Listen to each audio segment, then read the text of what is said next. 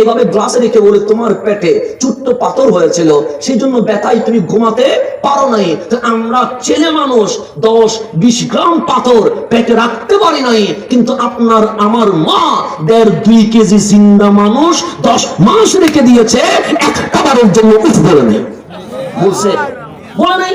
আপনি একটু গভীরভাবে খেয়াল করেন, এই যে বৃষ্টি হচ্ছে না, তার মানে কি মোনাজাত কবুল হচ্ছে না? হইলে তো বৃষ্টি হইতো। কেন?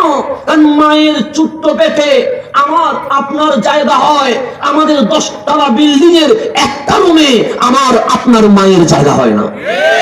এটার গজব এখন আসতেছে, কারণ এখন মাকে বৃদ্ধাশ্রমে পাঠাতে হয়, কারণ মা তো আমাদের জন্য এখন বোঝা হয়ে গেছে।